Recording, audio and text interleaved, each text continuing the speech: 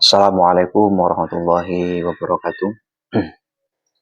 Akhwani rahimakumullah, melanjutkan pembahasan mengenai hal-hal yang mewajibkan mandi.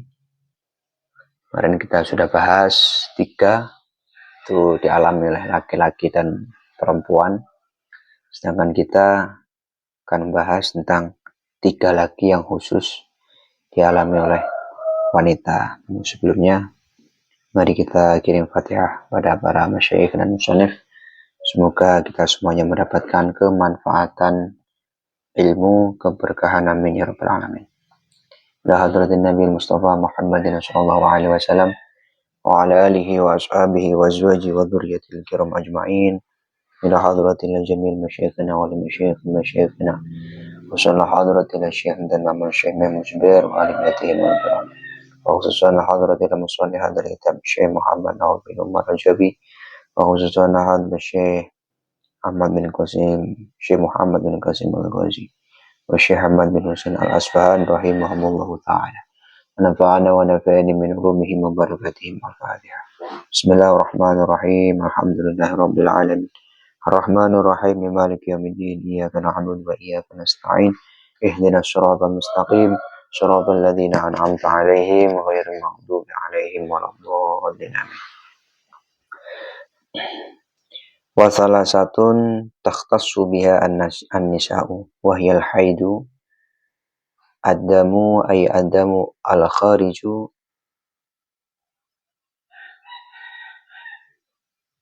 balaghat tis'a sinina.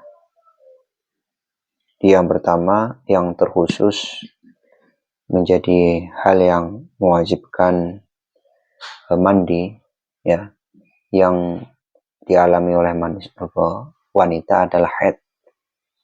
Haid itu adalah darah yang keluar, ya, dari wanita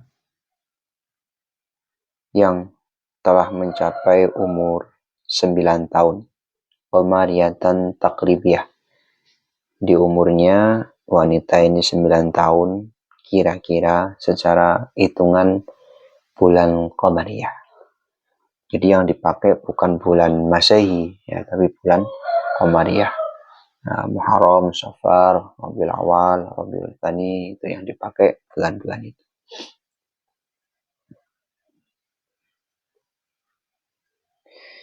Nah, jadi di sini dikatakan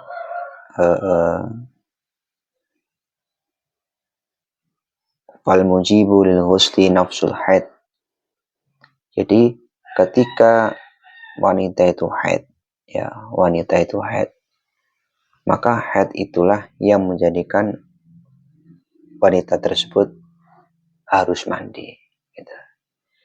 Tetapi wal inqita'u syarutun nasihatil ghusl. Ya, tapi sahnya mandi itu ketika dia sudah inqita', sudah rampung daripada mengeluarkan darah. Itu ya bisa dibedakan ya. Jadi yang mewajibkan mandi itu sebetulnya haidnya itu. Tapi syarat sah mandi itu dia harus inqita', harus tidak lagi keluar darah, gitu. Dengan cirinya salah satunya saya baca di kitab lain itu ciri ketika itu sudah rampung haidnya adalah dengan memasukkan kapas atau sejenisnya dan tidak ada cairan yang berwarna kuning maupun merah, gitu ya. Nah, itu ciri daripada rampungnya darah haid. Nah, maka ketika puasa katakannya, itu dia nggak disyarati harus mandi, gitu ya. Beda dengan sholat. Gitu, beda dengan sholat. Nah, sholat dia harus mandi dulu, mandi hadas besar, hadas haid. Tapi kalau puasa itu enggak. Ya, kalau puasa itu cukup dia inqita', misal ya, udah subuh itu. Nah, udah dicek inqita', ya dia puasa saat itu. Meskipun belum mandi gitu misal. Wal qiyami lis-sholati wa nahwiha wal qiyamu lis-sholati wa nahwiha syartun li wujubi fauriyatil ghusli. Nah, adapun orang itu wajib cepat mandi gitu ya. Karena dia itu harus mengerjakan sholat gitu ya. Harus cepat-cepat mengerjakan sholat ketika waktunya harus mepet, nah gitu ya. Nah, tapi secara asal yang mewajibkan mandi adalah haid itu sendiri gitu. Nah, ada lagi dalam Al-Quran itu ya,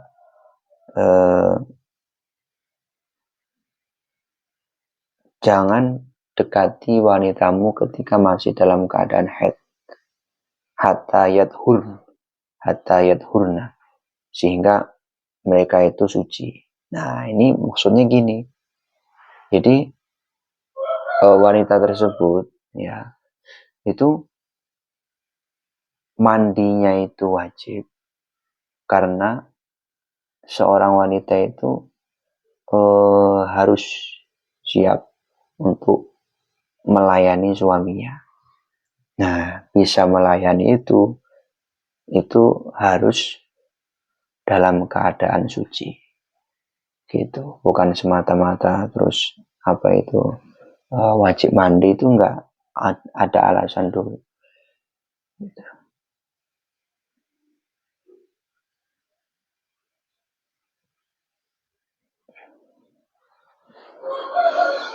Nah, kemudian selain haid ya, di sini dikatakan, jadi darah haid itu adalah darah yang keluar dari wanita ala sabili sihah. Ya, memang perwatakan, bukan karena sakit. Balagot tis'asinina komariatan takribiyatan, yang sudah mencapai umur 9 tahun komariyah kira-kira. Itu.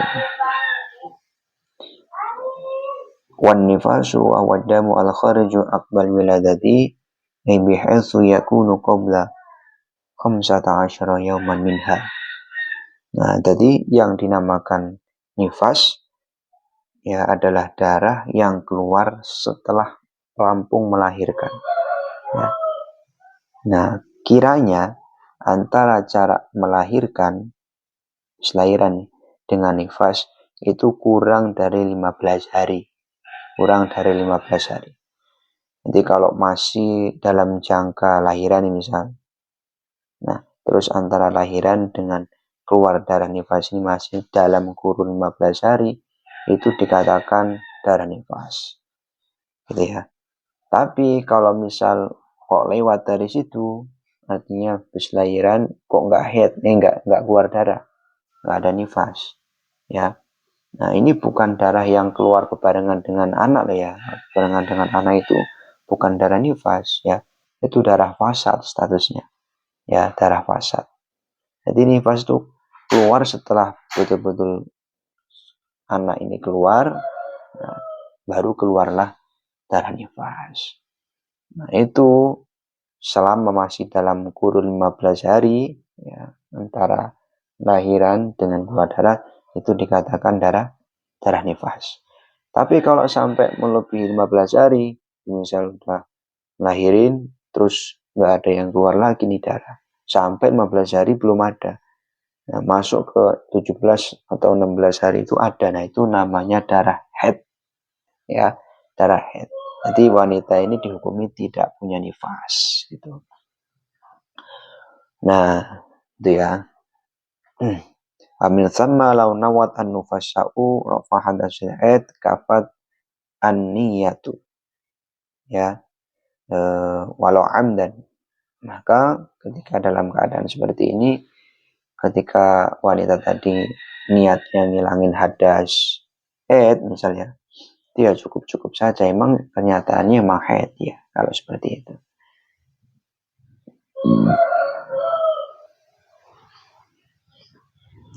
Nah, kemudian fa innahu ainifasu mujibun qasdi qat'an wal wiladatu. Nah, yang selanjutnya adalah wiladah, lahiran. Beda ya. Karena itu tadi ada kemungkinan wanita tadi itu nggak ada nifas, gitu loh. maka wiladah ini menjadi sebab tersendiri dari hal yang mewajibkan mandi. Nah, ini ingat, yang bisa mewajibkan mandi itu adalah wiladah, yaitu infisalu jami'il walad. Ya, betul-betul sudah semua ya daripada ajza'il walad, bagian dari anak ini sudah keluar. Maksudnya anaknya itu sendiri semua sudah keluar sejak bayi. Itulah yang menyebabkan wanita itu wajib mandi. Gitu. Walau kana min ghairi suratil adami. Nah, meskipun tidak dalam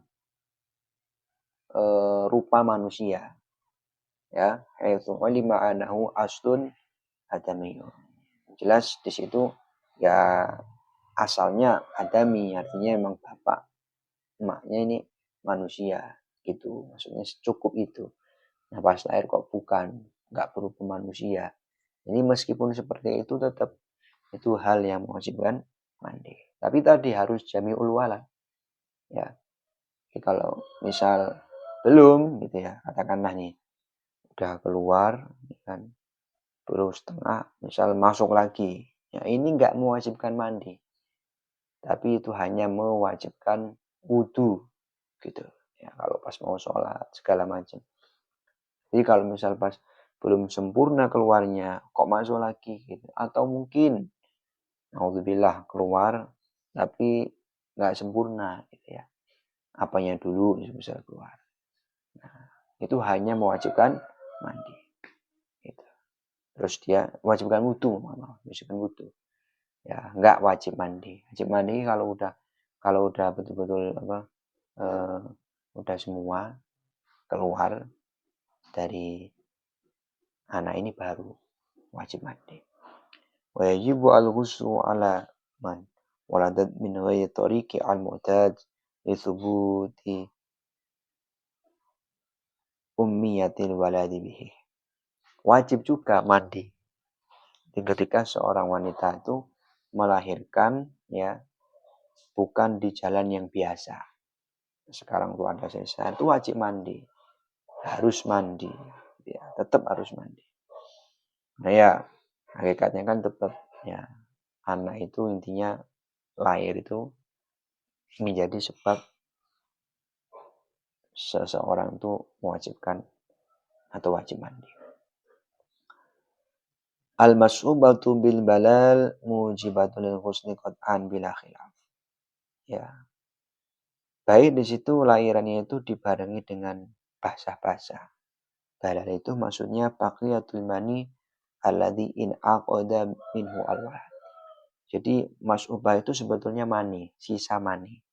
Sisa mani yang terkumpul dari seorang anak. Fa innahu yabqa minhu baqiyatun fil kais alladzi yanzul minhu al-walad. Jadi masih ada sisa mani ya, baqiyatun fil kaisi di hari-hari. Ya. Alladzi kang yanzulu yanzalu minhu al-walad.